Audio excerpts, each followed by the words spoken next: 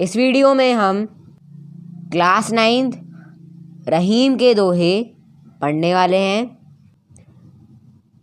रहीम का पूरा नाम अब्दुल रहीम खान खाना है। तो हम पहला दोहा पढ़ लेते हैं। रहीम इस दोहे में बताना चाहते हैं कि प्रेम संबंधों में कभी भी टूटन ना आने दो। अब हम दोहे की व्याख्या पढ़ते हैं। रहीम कहते हैं, प्रेम धागे के समान अखंड और कोमल होता है। इसे कभी भी जानबूझकर तोड़ना नहीं चाहिए। यदि एक बार यह धागा टूट गया तो फिर जुड़ नहीं पाता। यदि जोड़ भी दिया जाए तो उसमें गांठ पड़ जाती है। आशय यह है कि यदि प्रेम एक बार टूट जाए तो भी मन में ग्रंथि रह जाती है। अब हम सेकंड दोहा देखते हैं। रहीम इस दोहे में बताना चाहते हैं कि अपने मन के कष्ट को मन में ही छिपा कर रखो, वरना लोग उसमें आनंद लेते हैं। अब हम दोहे का व्याख्या पढ़ते हैं। रहीम लोगों को उपदेश देते हुए कहते हैं, लोगों, तुम अपने मन की वेदना को अपने मन में ही छिपा कर रखो, उसे किसी के सामने प्रकट मत करो। यह संसार बहुत निर्दय है। लोग तुम्हारे कष्ट को सुनकर प्रसन्न होंगे। कोई भी मनुष्य तुम्हारे दुख को कम करने के लिए प्रयत्न नहीं करेगा। फिर थर्ड दोहा देखते हैं। रहीम इस दोहे में बताना चाहते हैं कि एक परमात्मा का ध्यान करने से अन्य सब कार्य भी ठीक से संपन्न हो जाते हैं।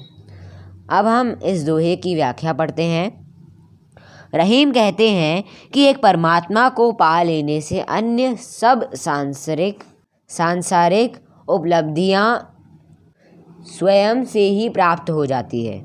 परंतु यदि परमात्मा की भक्ति ना की और अन्य सांसारिक वस्तुओं को पा लिया तो वे सब उपलब्धियां परमात्मा के अभाव में कुछ काम नहीं आती या नष्ट हो जाती हैं।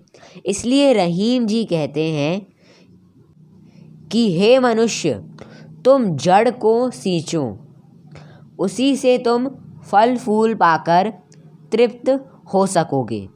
आशय यह है कि जो व्यक्ति इस सृष्टि के मूल परमात्मा को ध्याता है वह सब प्रकार के सांसारिक फलों को पाकर तृप्त हो जाता है। अब फोर्थ दोहा देखते हैं।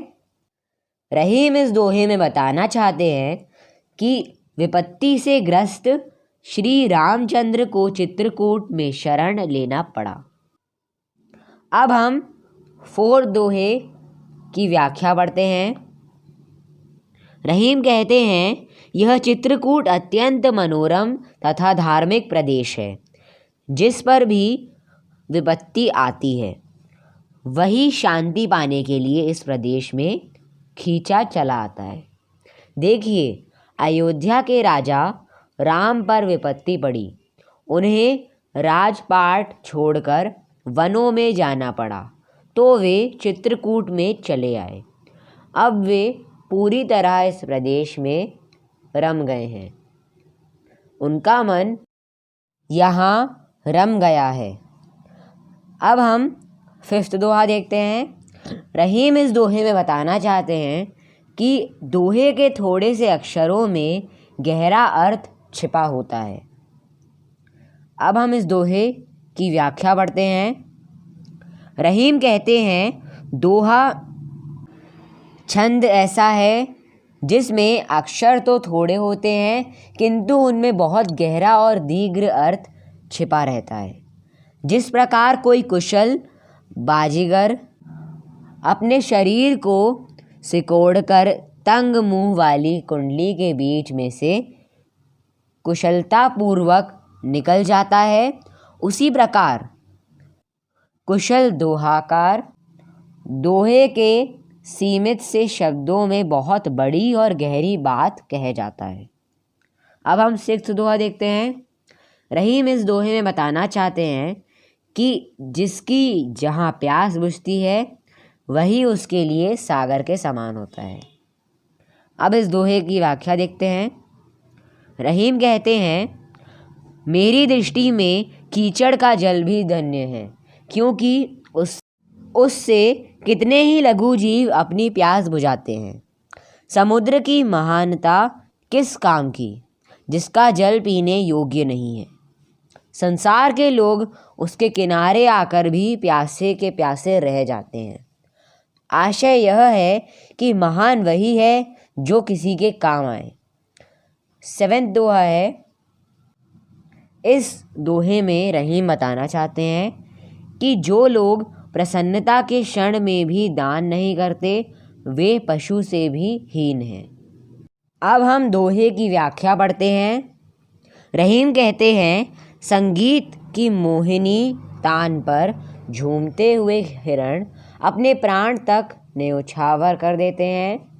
इसी प्रकार किसी की कला पर मुग्ध होकर मनुष्य उस पर प्रेम सहित धन अर्पित करते हैं, परंतु वे मनुष्य तो पशु से भी अधिक जड़ हैं, जो किसी पर रीझकर भी उसे कुछ नहीं देते। अब 8वां दोहा देखते हैं। रहीम इस दोहे में बताना चाहते हैं कि बिगड़ी हुई बात लाख संवारने पर भी नहीं संवरती। अब इस दोहे की व्याख्या देखते हैं। रहीम कहते हैं, एक बार जो बात बिगड़ जाती है वह लाख प्रयत्न करने पर भी संवरती नहीं है। उदाहरण है, यदि एक बार दूध फट जाए तो उसे कितना भी मथो लेकिन उसमें से मक्खन नहीं निकलता। 9वां दोहा देखते हैं। रहीम इस दोहे में बताना चाहते हैं कि बड़ों के प्रभाव के सामने छोटों को कभी उपेक्षा नहीं करनी चाहिए।